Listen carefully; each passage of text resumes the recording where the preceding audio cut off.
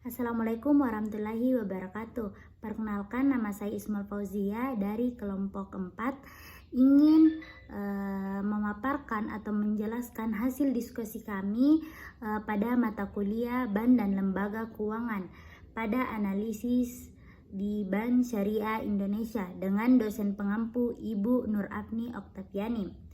Baiklah, untuk mempersingkat waktu, saya akan menjelaskan pada bagian pertama, yaitu profil perusahaan, nama bank, Bank Syariah Indonesia, sejarah. BSI merupakan bank hasil merger antara PT Bank BRI Syariah Tbk, PT Bank Syariah Mandiri, dan PT Bank BNI Syariah. Otoritas Jasa Keuangan secara resmi mengeluarkan izin merger 3 usaha bank syariah tersebut pada 27 Januari 2021 melalui surat nomor SR 3/PB 1/2021. Selanjutnya pada 1 Februari Presiden Joko Widodo meresmikan kehadiran BSI. Komposisi pemegang saham BSI adalah PT Bank Mandiri Tbk 50/83%, PT Bank Negara Indonesia Tbk 24,85%, PT Bank Rakyat Indonesia 17,25%. Sisanya adalah pemegang saham yang masing-masing di bawah 5%. Jenis-jenis bank syariah. Pertama adalah Bank Umum Syariah, dan yang kedua adalah Bank Pembiayaan Rakyat Syariah. Perizinan bank. Yang pertama pendirian bank syariah, yang kedua larang perbankan syariah dalam melakukan kegiatan bank syariah, dilarang untuk melakukan sejumlah kegiatan usaha. Itulah tadi penjelasan dari saya. Selanjutnya akan dilanjutkan pada rekan saya. Dengan ini saya persilakan. Perkenalkan, nama saya Arika Ilham. Materi selanjutnya yaitu sumber dana bank. Yang pertama ada simpanan giro. Rekening giro adalah simpanan yang penarikannya dapat dilakukan setiap saat dengan menerbitkan cek untuk penarikan tunai atau bilet giro untuk pemindah bukuan. Cek merupakan perintah tak bersyarat kepada bank untuk membayar sejumlah uang tertentu pada saat penyerahan atas beban rekening penarik cek. Bilet giro merupakan perintah kepada bank untuk memindah bukukan sejumlah tertentu uang atas beban rekening penarik pada tanggal tertentu kepada pihak yang tercantum dalam bilet giro tersebut. Dan bilet giro dapat dibatalkan secara sepihak oleh penarik disertai dengan alasan pembatalan. Jasa giro merupakan suatu imbalan yang diberikan oleh bank kepada giran atas sejumlah saldo gironya yang mengendap di bank. Yang kedua ada simpanan tabungan. Pengertian tabungan menurut Undang-Undang Perbankan Nomor 10 Tahun 1998 adalah simpanan yang penarikannya hanya dapat dilakukan menurut syarat-syarat tertentu yang disepakati, tetapi tidak ditarik dengan cek, bilet giro, dan atau alat lainnya yang dipersamakan dengan itu. Yang ketiga ada simpanan deposito. Deposito berjangka atau time deposit merupakan salah satu produk perbankan yang dapat dipilih nasabah untuk melakukan investasi dalam bentuk surat-surat berharga. Baik, saya akan melanjutkan materi, yaitu kegiatan mengalokasikan dana. 1. Ada kredit dan pembiayaan bank. Pengertian kredit dan pembiayaan atau produk lending, kegiatan bank yang kedua setelah menghimpun dana dari masyarakat luas dalam bentuk simpanan giro, tabungan, dan deposito adalah menyalurkan kembali dana tersebut kepada masyarakat yang membutuhkannya. Kegiatan penyaluran dana ini dikenal dengan istilah alokasi dana. Pembiayaan adalah penyediaan uang atau tagihan yang dapat dipersamakan dengan itu, berdasarkan persetujuan atau kesepakatan antara bank dengan pihak lain yang mewajibkan pihak yang dibiayai untuk mengembalikan uang atau tagihan tersebut setelah jangka waktu tertentu dengan jumlah imbalan atau bagi hasil. Dari pengertian tadi dapat disimpulkan bahwa kredit atau pembiayaan dapat berupa uang seperti bank membiayai kredit untuk pembelian rumah atau mobil. Yang kedua, adanya kesepakatan antara bank dengan nasabah penerima kredit bahwa mereka sepakat sesuai dengan perjanjian yang telah dibuatnya. 2. Unsur-unsur kredit. Unsur-unsur kredit menurut Kashmir tahun 2010 adalah 1. Kepercayaan, 2. Kesepakatan, 3. Jangka waktu, 4. Resiko, 5. Balas jasa. 3. Tujuan dan fungsi kredit.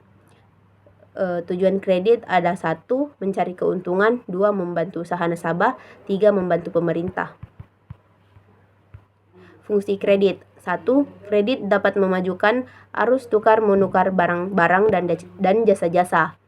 2. Kredit dapat mengaktifkan pembayaran yang idle. 3. Kredit dapat menciptakan alat pembayaran yang baru. 4. Kredit sebagai alat pengendalian harga. 5. Kredit dapat mengaktifkan dan meningkatkan manfaat, faidah, kegunaan potensi-potensi ekonomi yang ada. 4. Jenis-jenis kredit. Macam-macam kredit berdasarkan tujuan atau kegunaannya yaitu 1. Kredit konsumtif, 2. Kredit modal kerja atau kredit perdagangan, 3. Kredit investasi. Macam-macam kredit berdasarkan jangka waktu yaitu 1. Kredit jangka pendek, 2. Kredit jangka menengah, 3. Kredit jangka panjang. Macam-macam kredit berdasarkan jenisnya yaitu kredit accept, 2. Kredit penjual, 3. Kredit pembeli. 5. Jaminan kredit. Menurut M. Bahsan, jaminan adalah segala sesuatu yang diterima debitur untuk menjamin suatu utang piutang dalam masyarakat. Jaminan dapat dibedakan menjadi 2 macam, yaitu penanggung atau mortgage dan jaminan kebendaan. Itu saja, saya persilakan kepada pemateri selanjutnya. Baiklah, saya Fadia Priani dengan NIM 21091502106. Saya akan melanjutkan materi mengalokasikan dana. Yang keenam itu ada prinsip-prinsip pemberian kredit. Sebelum suatu fasilitas kredit diberikan, maka bank harus merasa yakin bahwa kredit yang diberikan benar-benar akan kembali atau terlunasi. Keyakinan tersebut diperoleh dari hasil penilaian kredit. Biasanya kriteria penilaian yang harus dilakukan sudah menjadi standar setiap bank untuk mendapatkan nasabah yang benar-benar menguntungkan. Dilakukan dengan prinsip 5C dan 7P serta asas 3R. Yang ketujuh itu ada aspek-aspek penilaian dalam pemberian. Yang pertama itu ada aspek hukum, aspek pasar dan pemasaran, dan aspek keuangan. 8. Ada proses pemberian kredit di bank. Prosedur pemberian kredit. Yang pertama itu pengajuan permohonan atau aplikasi kredit. Yang kedua itu penelitian berkas kredit. Yang ketiga wawancara awal. Yang keempat on the spot. Yang kelima wawancara kedua. Yang keenam keputusan atas permohonan kredit. Yang ketujuh persetujuan permohonan kredit. Yang kedelapan realisasi kredit. Yang kesembilan itu penyaluran atau penarikan dana. Terus yang kesembilan ada kualitas kredit. Kualitas kredit dari debitur bank merupakan parameter yang digunakan oleh otoritas jasa keuangan untuk menentukan tingkat kualitas kredit berdasarkan pengelompokan kecepatan waktu pembayaran, tagihan, dan jumlah hari tunjangan pembayaran. Terus yang terakhir itu ada kredit macet. Kredit macet adalah situasi di mana suku bunga. Secara sederhana, suku bunga bank dilakukan sebagai balas jasa yang diberikan kepada nasabah yang membeli atau menjual produknya. Bunga juga dapat diartikan sebagai harga yang harus dibayar oleh bank kepada nasabah atau yang memiliki simpanan, dan harga yang harus dibayar oleh nasabah kepada bank jika nasabah yang memperoleh fasilitas pinjaman. Di dalam industri perbankan terdapat 5 jenis suku bunga, yaitu suku bunga tetap, 2. Suku bunga mengembang, 3. Suku bunga flat, 4. Suku bunga efektif, 5. Suku bunga antusias. Baik, perkenalkan, nama saya Andi Melmar Luskardi, NIM 210901502121. Di sini saya akan menjelaskan materi selanjutnya, yaitu materi jasa-jasa bank lain.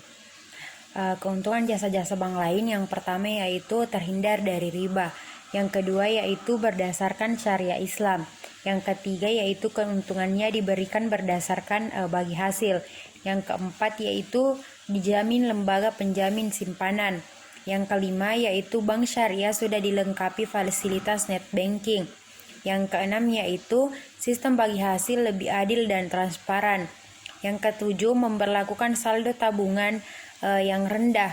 Yang kedelapan ada penabung atau nasabah adalah mitra bank. Yang kesembilan dana dan nasabah dipergunakan sesuai dengan syariah.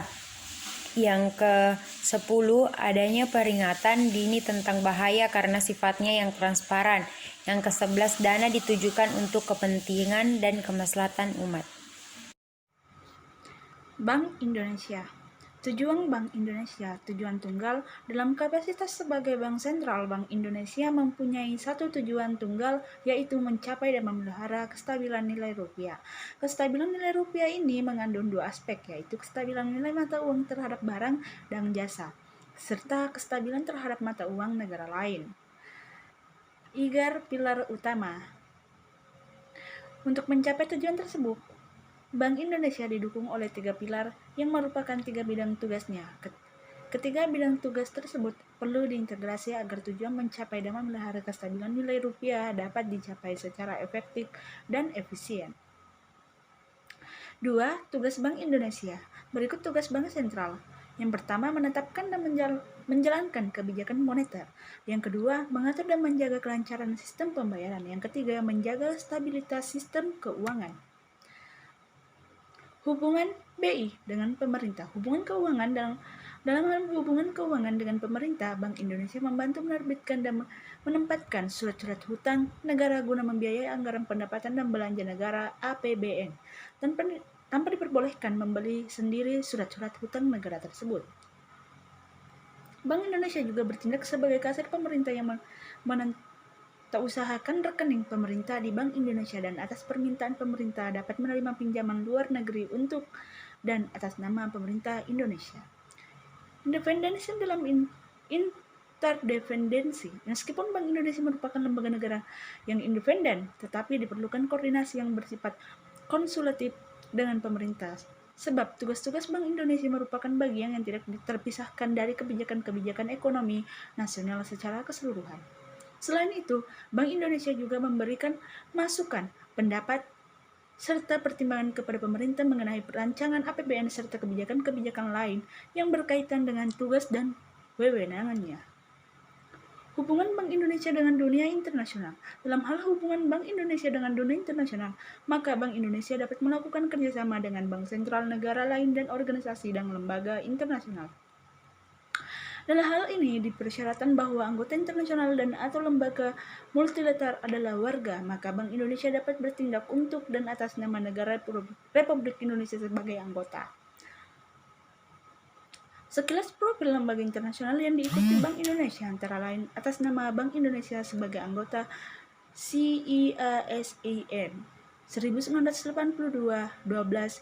Bank Sentral merupakan pusat penelitian dan pelatihan bagi pegawai Bank Sentral yang menjadi anggotanya dari kawasan Asia Tenggara di bidang keuangan, moneter, perbankan, ke Bank Sentral, dan ekonomi pembangunan. Bank Sentral dibentuk terutama untuk membantu mengatasi masalah keterbatasan sumber daya manusia yang ahli dan berpengalaman khususnya pada tingkat manajerial menengah ke atas yang dihadapi Bank Sentral negara-negara di kawasan Asia Pasifik atas nama pemerintah sebagai anggota ASEAN Agustus 1967. 10 negara merupakan asosiasi negara-negara di kawasan Asia Tenggara yang bertujuan untuk mempercepat pertumbuhan ekonomi, perkembangan sosial, dan perkembangan kultural di kawasan ini. Perkenalkan, nama saya Renvi Velugra. Saya akan melanjutkan materi sebelumnya, yaitu produk bank syariah. Berikut adalah produk serta jasa perbankan syariah yang dapat dinikmati dan dimanfaatkan oleh masyarakat umum. Di antaranya adalah tabungan syariah, deposito syariah, gadai syariah, giro syariah, dan pembiayaan syariah atau ijarah. Yang kedua, penilaian kesehatan bank syariah. Berdasarkan Peraturan Otoritas Jasa Keuangan atau POJK nomor 8 POJK 03/2014 tentang penilaian tingkat kesehatan Bank Umum Syariah dan unit usaha syariah adalah bahwa dalam rangka meningkatkan efektivitas penilaian tingkat kesehatan bank untuk menghadapi perubahan kompleksitas usaha dan profil risiko yang berasal dari pusat bank maupun dari cabang bank. Selain itu, perubahan pendekatan penilaian kondisi bank yang diterapkan secara internasional mempengaruhi pendekatan penilaian tingkat kesehatan bank sehingga diperlukan penyempurnaan penilaian tingkat kesehatan bank dengan pendekatan berdasarkan risiko atau risk-based bank rating. Tujuan penilaian kesehatan bank yaitu untuk menentukan apakah bank tersebut dalam kondisi yang sehat, cukup sehat, kurang sehat, atau tidak sehat.